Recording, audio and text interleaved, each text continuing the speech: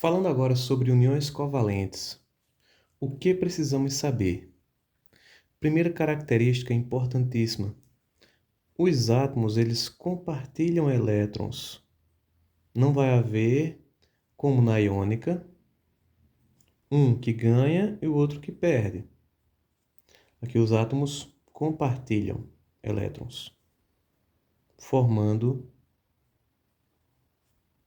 moléculas.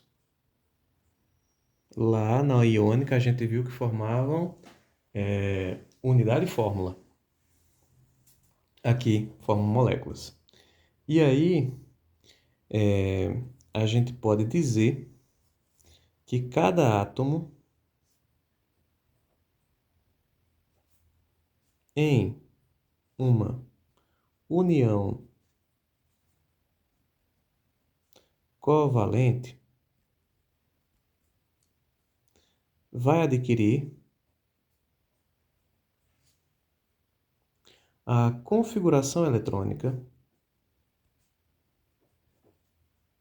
do gás nobre mais próximo. Como assim?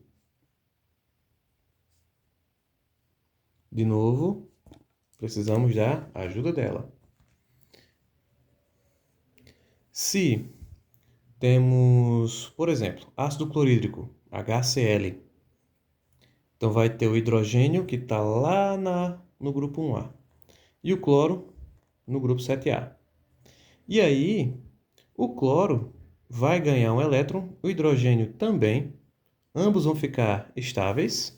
O cloro, que tem 7 elétrons na última camada, ele vai ficar com 8, adquirindo a configuração eletrônica do gás nobre mais próximo a ele.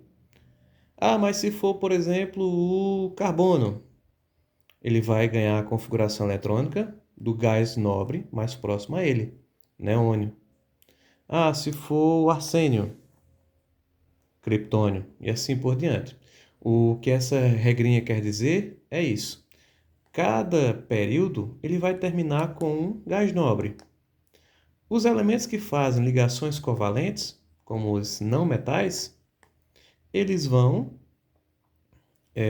adquirir a configuração do gás nobre presente no seu período, já que eles vão completar os 8 elétrons da última camada. Dito isso, seguimos. Vamos ter tipos de enlace covalente.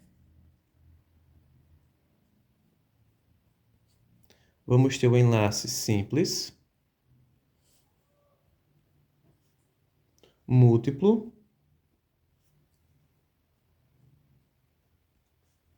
o simples vai ter um par de elétrons compartilhados. Aqui está um elétron, aqui está outro elétron. Um par de elétrons compartilhados. O elétron de um elemento, o elétron de outro elemento, quase um trava-língua, vão agora passar a ser dois elétrons dos dois elementos. No múltiplo, pode ser dois pares de elétrons ou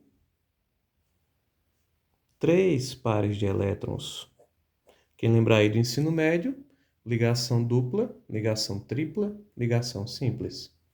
E ainda há um outro tipo de enlace covalente, que é a ligação dativa, que é um empréstimo de par de elétrons. E aí, a ligação covalente, outro critério importantíssimo dela, é que ela ocorre entre não metais. A iônica, metal com não metal. Covalente, não metal com não metal. E agora vamos fazer a estrutura de Lewis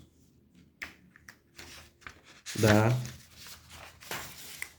molécula do composto covalente. Também vai ter suas regrinhas. Estrutura de Lewis. Primeiro, o que precisamos fazer primeiro? Configuração eletrônica externa. Segundo, vão ser dois não metais. A gente falou agora há pouco. É uma ligação entre um não metal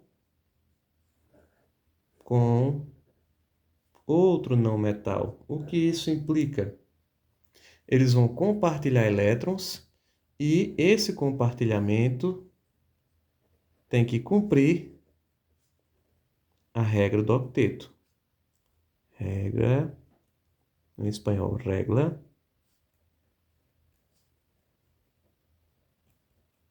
do octeto. Exceção para dois elementos.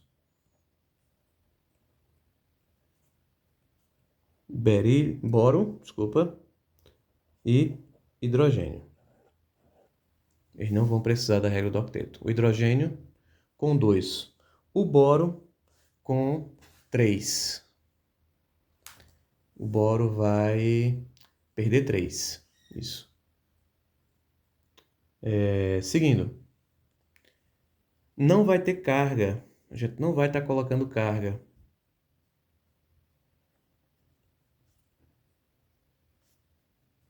Como na estrutura de Lewis dos compostos iônicos, que a gente colocava do cátion e do ânion. Aqui não vai ter essa demonstração de cargas. E aí, de acordo com a eletronegatividade, a gente vai saber qual átomo vai ficar mais central. Então, a eletronegatividade vai nos guiar na localização. Se a gente quiser ser mais específico, na localização central. Em quem vai ficar no centro? Na construção da estrutura de Lewis. Exemplo.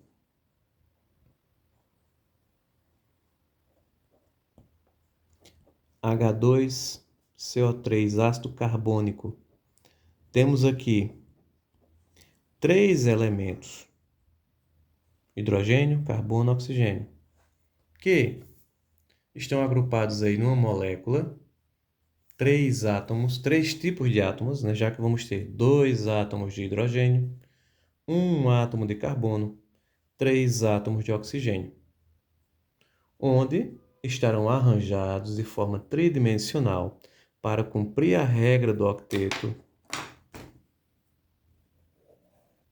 de maneira covalente. Como é que eu sei que é de maneira covalente? Tabelinha periódica. HCO. São os 3 elementos que tem aqui. Hidrogênio, carbono e oxigênio. Carbono, não metal. Oxigênio, não metal. O hidrogênio está aqui, no grupo 1A, que é dos metais alcalinos. Só que ele é uma exceção também. Ele está aqui, mas ele é um gás. Dito isso, seguimos. Quem é o mais eletronegativo? Carbono. Eletronegatividade. Como é que eu sei que esse número é eletronegatividade? Pela legenda da tabela. Está aqui. Então, carbono, 2,55. Oxigênio, só um minuto, 3,44. Hidrogênio, 2,20. E aí, apesar da regra dizer que com a eletronegatividade vai indicar quem fica no centro, mas aí vem a questão também da quantidade de átomos da molécula. Tem 2 desses, 3 desse e 1 desse. Então, é previsível que a gente coloque esse aqui no centro. E aí, vai ficar mais ou menos assim. Carbono. E outra, sempre, se pedir na prova, e pode pedir, fazer primeiro um rascunho. Arrumar um espacinho na prova para fazer um rascunho. Então, carbono, ele vai ter 4 elétrons na última camada. Oxigênio tem 6. Hidrogênio tem 1. A gente precisa fazer um arranjo desses 6 átomos, de forma que todo mundo fique completo. Então, vou colocar os 3 oxigênios ao redor do carbono. É uma dica importante. Se tem uma molécula com oxigênio e carbono, eles vão estar se ligando. Na maioria das vezes, oxigênio e carbono. E hidrogênio com oxigênio. Então, primeiro, vamos dizer que o carbono, vou separar aqui por cor, calma que é preciso ter cautela na construção da estrutura de líquidos covalentes. O oxigênio vou colocar com a cor preta, 6 elétrons. O carbono com a cor vermelha, 4 elétrons. Esse oxigênio aqui, com 6. Lembrando que é possível que a gente precise refazer. Vamos com calma. Aqui com 6. Se a gente considera que esse par de elétrons está compartilhado entre carbono e oxigênio, o carbono agora vai ter 6. O oxigênio vai ganhar um mais. Não, peraí que estou misturando aqui. Como podemos fazer? Lembrei.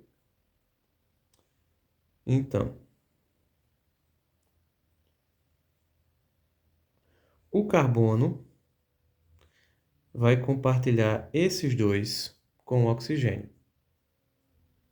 E aí esse oxigênio já vai ficar com 8. Vamos devagar, de novo. Carbono, ligação covalente, compartilhamento de elétrons. Esses dois elétrons que são do carbono também vão ser agora do oxigênio. Então, o oxigênio tem 8 elétrons. E o carbono permanece com 4. Só que, da forma que eu representei aqui, não tá, que o espaço não está muito legal. Vou fazer aqui o rascunho e a gente faz de novo na próxima folha. Então, temos aqui uma ligação dativa. Só para diferenciar, eu vou colocar essa setinha, que é o empréstimo. O carbono emprestou esses dois para o oxigênio, e ele está ok. O carbono não, ele emprestou, ele não compartilhou ganhando também. Ele emprestou e não aumentou sua quantidade. Então, vamos colocar agora que o oxigênio compartilhou um elétron com o carbono. E esse elétron aqui foi compartilhado, vai ficar um pouquinho desorganizado, mas vamos passar limpo. Esse outro elétron aqui compartilhado com esse outro oxigênio. Então agora o carbono tem 1, 2, 3, 4, 5, 6. Mas ainda faltam 2. Na verdade, é aconselhável que eu refaça. Então vamos desconsiderar isso aqui. Vamos para um espaço maior. De novo. Ácido carbônico, HCO3. Carbono no centro. Oxigênio, oxigênio, oxigênio. E aí vamos fazer o seguinte agora. Vamos colocar um hidrogênio aqui e outro aqui. Vamos começar com os hidrogênios. Onde o hidrogênio tem um elétron na última camada e precisa de mais outro para ficar estável. Lembrando que ele foge à regra do octeto. A regra do octeto diz que os elementos ficam estáveis com 8 elétrons na última camada. O hidrogênio fica com 2. Ele vai compartilhar esse elétron junto com outro elétron do oxigênio, formando uma ligação simples e ficando estável. Hidrogênio ok, hidrogênio ok. Esse oxigênio, ele agora tem 7 elétrons. Como assim ele tem 7? Ele tinha 6, aqui em preto. Ó. Tinha 6. Com esse par de elétrons compartilhados, o hidrogênio passa a ter 2, o oxigênio passa a ter 8. Ou 7, desculpa. 2, 4, 6, 7. E o carbono pode, então, compartilhar um elétron com cada oxigênio aqui. Ficando agora esse oxigênio com 8, esse aqui com 8. E esse carbono ficando com... Ele vai ter 4 elétrons. Ele agora tem 6. Esse aqui não era para eu ter feito aqui. Desconsideremos esse elétron, vamos colocar ele aqui. Então, carbono com 4 elétrons, compartilhou, agora tem 5. Compartilhou, agora tem 6. Me acompanham? De novo. Coloquei o carbono no centro, oxigênios ao redor, hidrogênios ao lado dos oxigênios. Estabilizei o hidrogênio, 2 elétrons. O oxigênio agora passa a ter 7 elétrons, 6 que ele tinha, mais um do hidrogênio, 6 que ele tinha, mais um do hidrogênio. Compartilhou um com o carbono, fez uma simples, uma covalente simples. E aí agora, esse oxigênio tem 8, 1, 2, 3, 4, 5, 6, 7, 8. Esse aqui também vai ter 8. E o carbono que tinha 4, ele agora vai fazer uma dupla com esse oxigênio, que tinha 6, e agora vai ter 8. E assim está feito o início da estrutura de Lewis para o ácido carbônico. Como ficaria agora de forma organizada? Importante isso, na prova pode pedir. Então a gente vai colocar carbono, dupla com oxigênio, simples com esse outro oxigênio,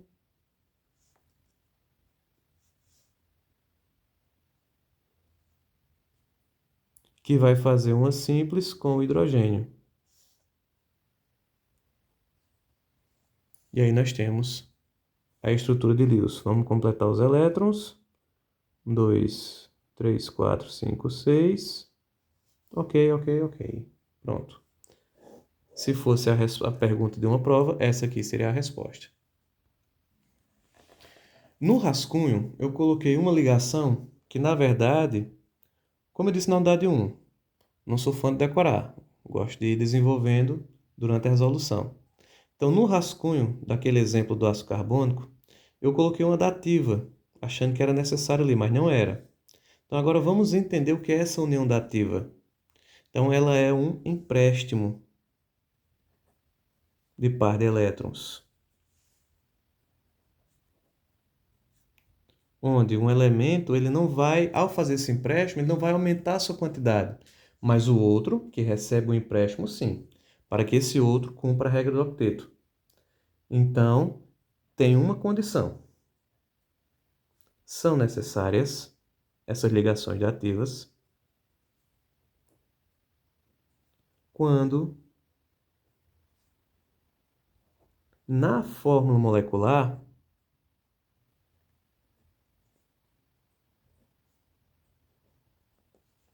há mais oxigênios que os necessários para completar o octeto.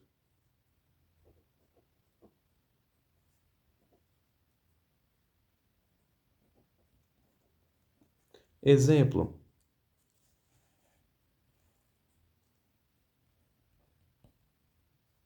temos aqui o dióxido de enxofre, SO2. Como seria? Então, de novo, vou fazer aqui o rascunho. Temos o enxofre com 6 elétrons na última camada. O oxigênio também com 6 elétrons na última camada. Só que aqui são 2 oxigênios. Vou colocar o outro aqui.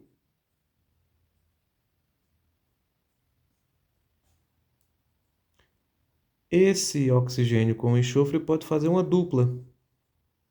Esse aqui vai ficar com 8. Como assim? Ele tinha 6. Ao compartilhar esses dois, ele também passa a ser dono desses outros dois. Então, ele passa a ter 8. Assim como o enxofre, passa a ter 8 também. E aí, esse está estável e esse também. E agora, como estabiliza esse? É só a gente fazer uma dativa. E aí, ficando assim. Dupla aqui.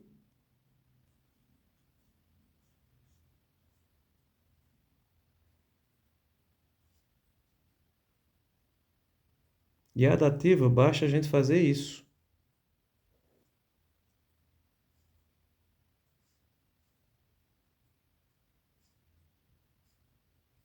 Ao fazer essa representação, já se entende que esse par aqui foi emprestado do enxofre. No Brasil, é comum fazer essa representação. Aqui, na estrutura de Lewis, basta isso. Colocar o par de elétrons. Veja que aqui está em par, tem dois pares. No exemplo anterior, a gente colocou também, ó, só voltando. Ó, aqui, representando a dupla, a simples, a simples, a simples. A dativa, basta fazer assim. E aí, seguimos. Classificação das uniões covalentes.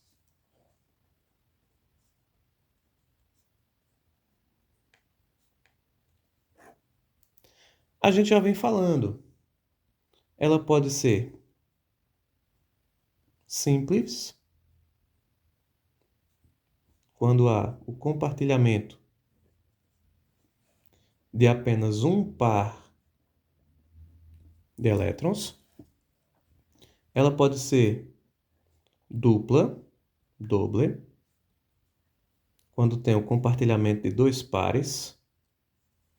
Pode ser tripla, três pares. E pode ser dativa, quando há um empréstimo. O que mais que podemos dizer sobre as ligações covalentes? Elas podem ser classificadas de acordo com, vou colocar aqui, classificação de acordo com a eletronegatividade.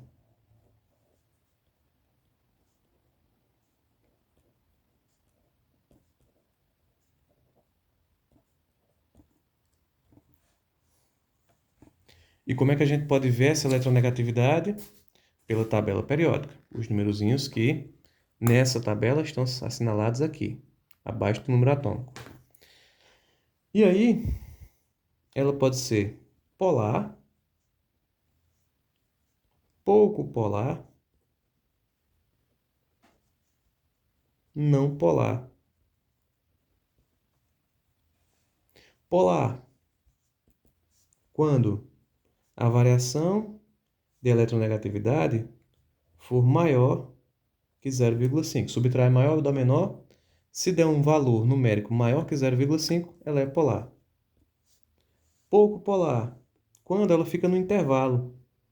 Ela é maior que zero, variação da eletronegatividade. Maior que zero e menor que 0,5. Ela vai ser pouco polar. E quando é que ela é não polar? Quando a variação da eletronegatividade é igual a zero. Seguimos. Características dos compostos covalentes. Que características vamos ter? Dos iônicos a gente viu que formam redes cristalinas, têm um alto ponto de fusão, conduzem eletricidade quando aquosos ou em estado líquido. Aqui dos covalentes, nós vamos dizer que formam moléculas, não conduzem eletricidade de forma alguma. Nem sólido, nem líquido, nem gasoso, nem aquoso. Não conduzem eletricidade, são maus condutores de eletricidade. Não são estáveis. Não formam estruturas estáveis. Ou seja, se no iônico, que eram muito estáveis por conta das redes cristalinas, precisava de um ponto de fusão muito alto para quebrá-los, aqui, por não serem estáveis, a gente tem um menor ponto de fusão. A energia necessária para quebrar as ligações vai ser menor. E aí, por fim, das características, uma apertadinha aqui, mas dá certo. a maioria são líquidos. Isso numa temperatura ambiente. Recapitulando, temos dois critérios de classificação, de acordo com o tipo da ligação que é feita. Classificação, diria que estrutural.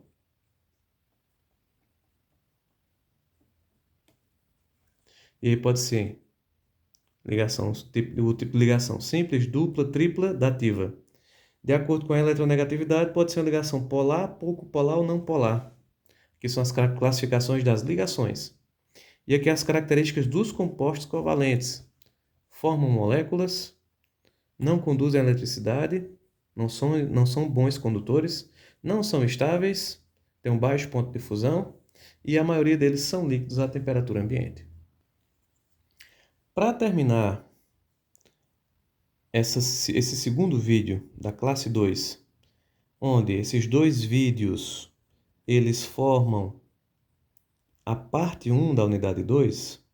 Como assim a parte 1? Que a parte 1 fala das uniões químicas. A parte 2 fala da nomenclatura. E para terminar essa parte das uniões, das ligações, a gente fala das uniões metálicas ou ligações metálicas. A gente precisa saber que essas uniões se produzem entre os elétrons externos de um metal e o núcleo de outro átomo do mesmo metal. O núcleo de outro átomo do mesmo metal. Por exemplo, numa barra de ferro, as ligações vão ser entre átomos de ferro. Se a gente der um zoom, como se houvesse isso.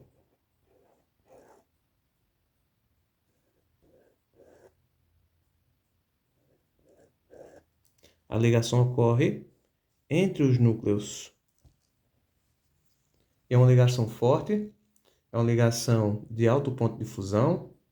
E aí, a gente já vai entrando aqui nas características. As uniões metálicas a gente só vai abordar de forma teórica, não vai ter estrutura de Lewis para fazer como na covalente e na iônica. Então, para terminar, características.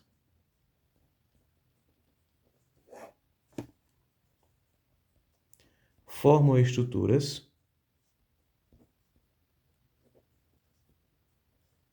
com alta dureza.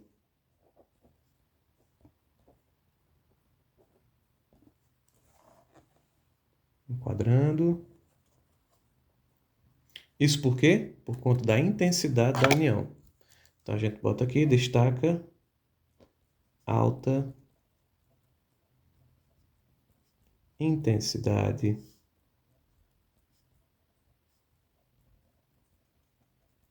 da união. Seguimos. Alta intensidade da união. Diferente dos covalentes, que não conduzem eletricidade de forma alguma, aqui eles vão conduzir eletricidade, vão conduzir corrente elétrica em qualquer estado. Recapitulando, os metálicos, compostos metálicos, conduzem eletricidade em qualquer estado. Os covalentes em nenhum estado. Os iônicos conduzem em estado aquoso, diluídos em água, ou quando fundidos em sua forma, seu estado de agregação líquido. Seguindo, é necessária uma alta energia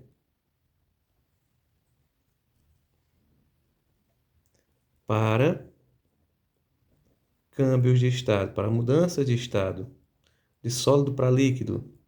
É preciso uma alta energia, uma alta, consequentemente, alta temperatura. Tudo isso é um efeito dominó, digamos assim, do que a gente já vem falando. Se ele tem uma estrutura de alta dureza, precisa de uma alta energia para quebrar essa estrutura. Que estrutura é essa? É uma união entre os núcleos de um átomo com outro. União de alta intensidade. E aí, com uma exceção, o mercúrio. Eles, por terem essas características, a maioria vai estar no estado sólido. Só que o mercúrio, símbolo Hg, olha ele aqui. Cadê o mercúrio?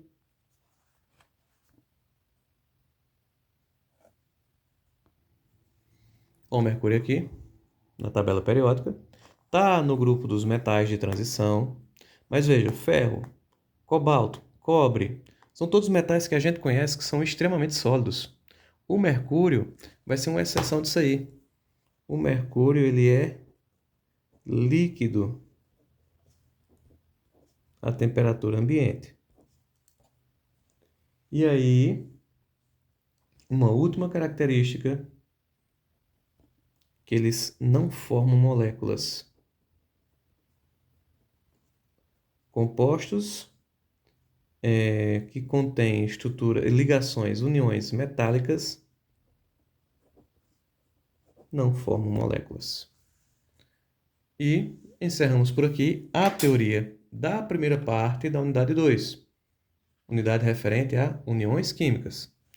Próximo vídeo vai ser com exercícios referentes a essa parte. E aí, então, se segue para a teoria da nomenclatura, que ainda é a unidade 2.